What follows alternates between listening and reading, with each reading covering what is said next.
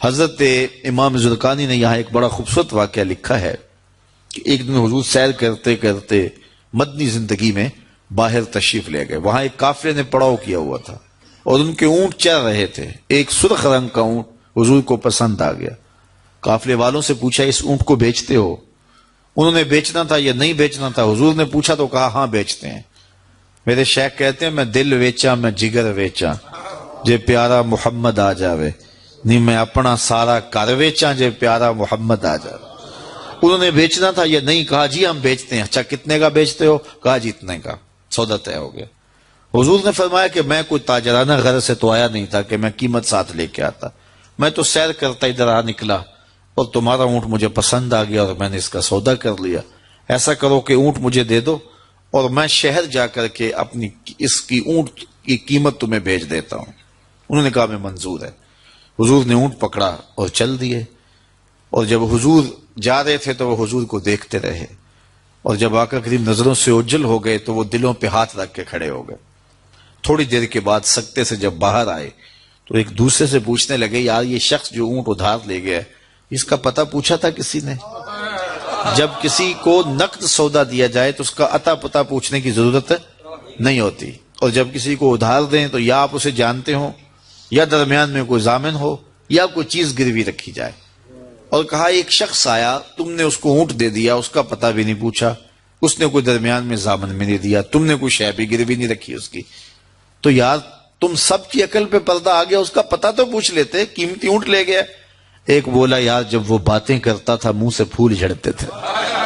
اذا تکلم رؤیا کالنور یخرج من بین ثنایا ہو. کہا میں تو اس منظر کو دیکھتا رہ گیا. دوسرا کہنے لگا یار جب وہ جو ہے وہ مسکراتا تھا سامنے والے پہاڑوں پہ عکس پڑتا تھا. اذا ضحک یتلالع فی الجدر. تیسرا بولا یار میں تو اس کی آنکھیں ہی دیکھتا رہ گیا.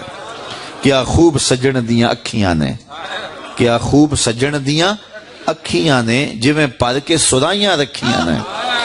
تو اجے میرا یار نہیں ڈٹھا جنوں ویکھ کے چن شرماوے, ادھی راتی دن چڑھ جاوے جیو رخ تو نقاب اٹھاوے. تے جے او نکلے سیر کرن نو سارا گلشن سیس نواوے, اتے دھرتی لف لف جاوے جے ہاتھ پھلاں وچ رکھدا ہاتھ پھلاں تو ود جاوے. نین نشیلے مست رسیلے وچ سونا کجل سہاوے, اکھ اگڑے تے انج پیا جاپے جویں میں خانہ کھل جاوے. توبہ توبہ حسن سجن دا چال نہ چلی جاوے, بجلی ڈردی لشک نہ مارے متا بے ادبی ہو جاوے. تے جے او کھولے پیچ زلف دے اتے راہی راہ پل جاوے. توبہ توبہ حسن سجن دا چال نہ چلی جاوے. علم خدا نے اینا دتا عقلاں وچ نہ آوے, عقل خدا نے اینی دتی علماں وچ نہ آوے.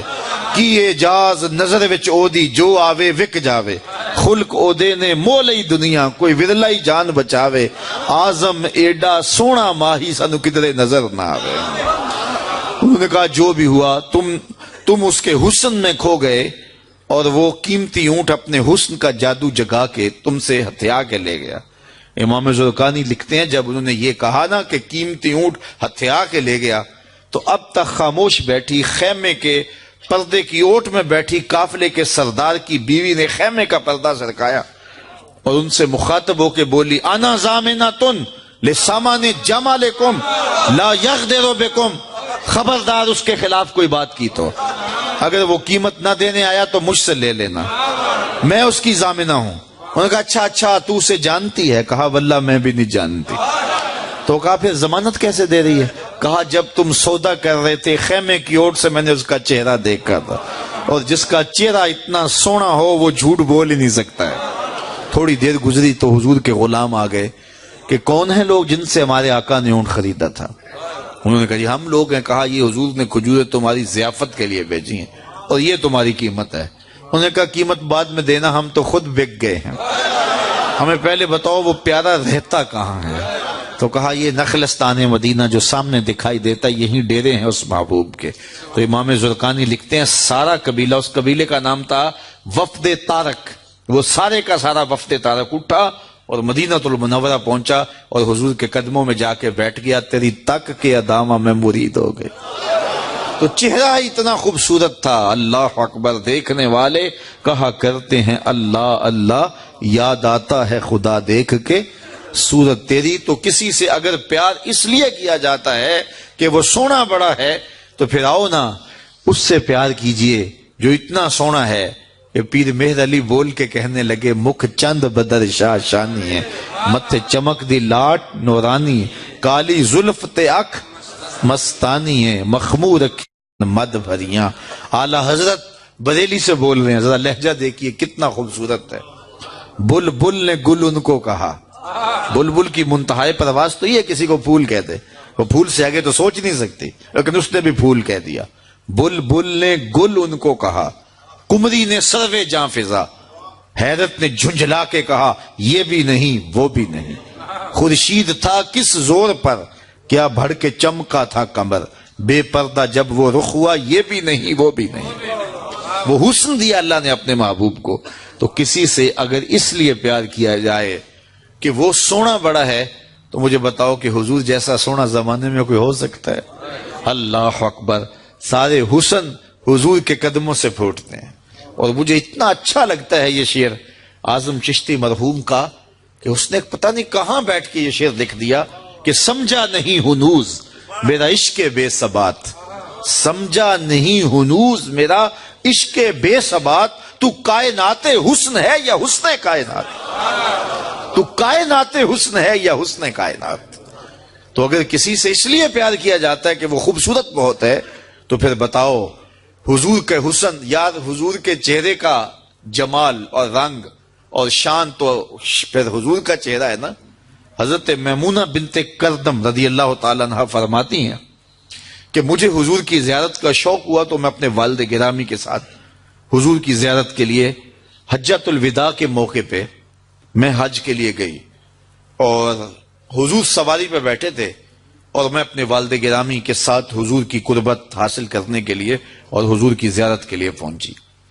حضور کے چمکتے چہرے پر نظر جم نہ سکتی تھی اور میرے میں ہمت نہ ہوئی کہ میں حضور کے چہرے کو دیکھ سکوں۔ تو حضور سواری پہ بیٹھے تھے تو میں حضور کے پاؤں کو دیکھنے لگی۔ فرماتی ہیں کہ حضور کے انگوٹھے کے ساتھ والی جو انگلی تھی اس کا قد باقی انگلیوں کی مناسبت سے لمبا تھا۔ فرماتی ہیں ما نسیتو فی ما نسیتو طولا اصباحو، کہتی ہیں کہ آج تک اتنا عرصہ گزر گیا ہے، حضور کی مبارک انگوٹھے کے ساتھ والی انگلی کا حسن ہی میری نگاہوں سے زائل نہیں ہوتا۔ یار جس کی انگلی اور جس کے پاؤں کا حسن اتنا ہے، اس کے چہرے کی جمال کی کیفیت کیا ہوگی؟ وہ کسی شاعر نے کہا تھا نا کہ قدموں پہ جبیں کو رہنے دو، چہرے کا تصور مشکل ہے۔ قدموں پہ جبیں کو رہنے دو، چہرے کا تصور مشکل ہے، جب چاند سے روشن ایڑی ہے رخسار کا عالم کیا ہوگا؟ جب چاند سے روشن ایڑی ہے رخسار کا عالم کیا ہوگا؟ تو حضور علیہ السلام کے حسن اور حضور کے جمال کی وجہ سے اگر پیار کیا جائے تو پھر مجھے بتاؤ کہ حضور علیہ السلام سے بڑھ کر کائنات میں حسین کون ہو سکتا ہے، خوبصورت کون ہو سکتا ہے؟ تو اس لیے ہماری محبتیں اور ہماری عقیدتیں حضور کی بارگاہ میں دست بستہ حاضر ہوں۔ اب کسی سے اگر پیار کر لیا جائے تو اس پیار کے تقاضے کیا ہیں؟ بندہ جس سے پیار کرتا ہے اس کا کثرت سے ذکر کرتا ہے، اور یہ محفل میلاد اس عقیدت کا روپ ہے، محبت کے اس تقاضے کی تکمیل ہے۔ بندہ جس سے پیار کرتا ہے اس کا کثرت کے ساتھ ذکر کرتا ہے، اس کا جی چاہتا ہے کہ اس کا تذکرہ چھڑا رہے، اس کی باتیں ہوتی رہیں۔ رومی علیہ رحمہ جنہیں اقبال نے اپنا مرشد مانا ہے، ان کا کمال یہ ہے کہ وہ تمثیل سے بات سمجھانے کی عادت رکھتے ہیں۔ وہ اس نقطے کو بڑی خوبصورتی سے سمجھاتے ہیں کہ کسی نے مجنو کو دیکھا کہ ریت کے اوپر لیلا لیلا لکھ رہا ہے، تو اس نے رک کے پوچھا یہ کیا کر رہے ہو؟ تو گفت مشق نام لیلا می کنم خاطر خود را تسلی می دہم، اس نے کہا اپنے محبوب کا نام لکھ لکھ کے دکھی دل کو قرار دے رہا ہوں۔ تو رومی کہتے ہیں کہ اگر مجنو کو لیلا کا نام تسکین دیتا ہے تو امتی کو حضور کا نام تسکین نہیں دیتا۔ اور میں تو کہا کرتا ہوں میں خانہ سہارا دیتا ہے نہ جام سہارا دیتا ہے، ہم کو تو مدینے والے کا ایک نام سہارا دیتا ہے. ٹھنڈ پڑ جاتی ہے سینے میں جب کسی کے لبوں پہ اس مبارک نام کا چراغاں ہوتا ہے. تو جس سے پیار کیا جاتا ہے اس کا کثرت سے ذکر کیا جاتا ہے. میاں صاحب نے بھی اپنے انداز میں کہا ہے نا, جو کسی دا عاشق ہوئے تے گل اسے دی کردا, 100 مکر بہانے کر کے مرنے ہوس دے مردا. جب محبت کسی سے ہو تو پھر اس کا تذکرہ کسی نہ کسی بہانے چھڑا جاتا ہے. یہ نہیں ہو سکتا کہ طبیعت اچاٹ ہو جائے کہ یہ بات چھوڑو بھی نا. میں مختلف جگہوں پہ جاتا ہوں تو بعض لوگ پرچیاں دیتے ہیں جناب میلاد النبی کے ثبوت کے حوالے سے بھی کوئی بات کیجئے. تو میں کہتا ہوں کہ دلائل کی زبان میں ہمارے علماء بات کرتے ہیں اور کمال کر دیتے ہیں, لیکن میں کہا کرتا ہوں اپنے سادے لہجے میں, کیا حضور کے ذکر کے لیے بھی دلیل